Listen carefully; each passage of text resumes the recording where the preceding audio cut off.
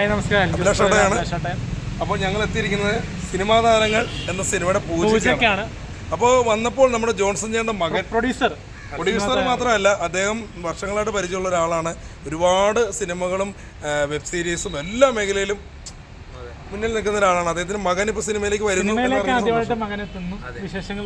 അതും വില്ലനാണ് നല്ലതാണ് സിനിമ കാണുമ്പോൾ അറിയാല്ലേ.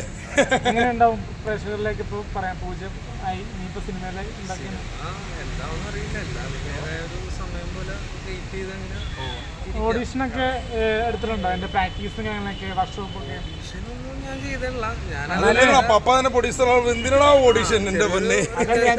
സിനിമ പെട്ടെന്ന് ഷൂട്ട് ചെയ്യാൻ വരുമ്പോ ചെറിയൊരു എന്തായാലും എടുത്ത് സംഭവം സെറ്റാണ്, എന്നാലും ഒരു പ്രാക്ടീസ് ചെയ്യേണ്ടതെന്ന് ഞാൻ ചോദിക്കണം. പിന്നെ നിതീഷ് ഏട്ടൻ നല്ലൊരു മനുഷ്യനാണ്. അതിൽ പിന്നെ നമ്മുടെ ചങ്കാണ്. അപ്പൊ നിതീഷ് ഏട്ടൻ്റെ ഒരു മൂവിലൂടെ വരുന്നതിന് സന്തോഷം. വയലൻസ് പടമാണോ ഇത്?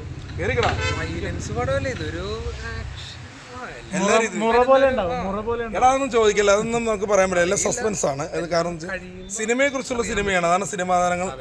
എന്തായാലും ഈ പൂജ എന്തായാലും മറ്റേ മേക്കപ്പ് മാനൊക്കെ വെട്ടാൻ സാധ്യതയുണ്ടോ? മേക്കപ്പ് മാൻ ഹീറോ സിനിമകളൊക്കെ അതിന്റെക്കാലം കുറച്ചുകൂടി മുകളിൽ നിൽക്കും. അതിപ്പോ ചോദിക്കുന്നത് കുറെ പാട് താങ്കൾ വന്നല്ലോ പൂജയ്ക്ക്, അല്ലാണ്ട് ആരെങ്കിലൊക്കെ വരുന്നുണ്ടോ പുതുതായിട്ട് പുറത്ത്? അതൊക്കെ കാസ്റ്റിംഗും കാര്യങ്ങളൊക്കെ ഉണ്ട്. ആരൊക്കെ നമുക്ക് കറക്റ്റായിട്ട് അറിയില്ല. ഷാജോൻ ചേട്ടനുണ്ടോ? ഷാജോൻ ചേട്ടനും ജാഫ്രിക്ക ഉണ്ട്. എന്തായാലും ജാഫ്രിക്കായിട്ട് നമ്മൾ പടം ചെയ്തായിരുന്നു. ഗുലാണ്ടക്കടി ഒരുമിച്ചാണ് ചെയ്തത്. ഞങ്ങൾ ഒരുമിച്ചാണ് ഗുലാണ്ട് നടക്കുക. അപ്പോൾ പക്ഷേ ഒരു കാര്യം, ഒരുപാട് പേര് പൂജയ്ക്ക് വന്നിരുന്നു. കേരളത്തിൽ ഉടനീളം ആൾക്കാർ വന്നിരുന്നു, സിനിമാ താരങ്ങൾ കൂടാതെ. അത് നിങ്ങളോടുള്ള സ്നേഹം, ജോൺസൺ സാറിനോടും നിതീഷേട്ടനുള്ള സ്നേഹമാണ്. അപ്പൊ എന്താന്ന് പറഞ്ഞു കഴിഞ്ഞാൽ ഒരുപാട് പേര് വരാൻ കാരണം ഇവരുടെ ഉള്ള ഒരു പെരുമാറ്റ രീതിയാണ്. അപ്പൊ സാറേ, എനിക്ക് തിലകൻ കലാപ്രതിഭാ പുരസ്കാരം കിട്ടിയിരുന്നു. അപ്പൊ അതൊക്കെ വേറെ വാർത്തയുണ്ട്, ഞാൻ പറയട്ടെ. കാണിക്കും, നമ്മള് കഴിഞ്ഞ ദിവസം ഒരു റാക്കറ്റ് എന്നൊരു ഷോർട്ട് ഫിലിം ചെയ്തിരുന്നു 2023. അപ്പൊ അതിന്റെ ഒരു സക്സസ് ആയിട്ട് ഒരു സെലിബ്രേഷൻ ഉണ്ടായിരുന്നു. അപ്പൊ അതില് കെ മുരളീധരൻ സാറിന്റെ മുന്നിൽ വെച്ച് ഒരു ആദരവ് ഒരുക്കി വന്നിരുന്നു. കാരണം നമ്മളെപ്പോഴുള്ള ആൾക്കാർ എന്താ സ്റ്റേജിൽ വരുമ്പോൾ നമുക്ക് ഒരു എന്താ പറയാ, ഒരു പൊന്നോട് അണിയിക്കുമ്പോഴേ ആ വീഡിയോ വൈറലായി, മനസ്സിലായ? കാരണം വൈറലായപ്പോൾ ചോദ്യങ്ങളുണ്ടായിരുന്നു കുറെ. കാരണം മമ്മൂക്കന്റെ ഒരു പടത്തിന്റെയൊക്കെ പ്രൊഡ്യൂസറാണല്ലോ. അപ്പൊ അദ്ദേഹം നമുക്കൊരു പൊന്നാടി ഇട്ട് നമുക്ക് കുറെ തെരുവുകളൊക്കെ ഉണ്ടായിരുന്നു. അപ്പൊ അതിനെ പറ്റി എന്താ പറയാനുള്ളത്? അങ്ങനെ ഒരു വരുമ്പോ കമന്റ്സ്, പുതിയ ആൾക്കാരൊക്കെ വരുമ്പോൾ കമന്റ്സ് അതൊക്കെ പെട്ടെന്ന് കേൾക്കാം. കമന്റ്സ് ഒക്കെ വരും. ഈ ഫീൽഡിൽ നിൽക്കുമ്പോൾ കമന്റ്സ് വരും. സത്യം പറഞ്ഞ എന്താ നീ ഇങ്ങനെ ചോദ്യം ചോദിക്കില്ല. പക്ഷെ ഇദ്ദേഹത്തെ പ്രൊമോട്ട് ആണ് നമ്മൾ ചെയ്യേണ്ടത്.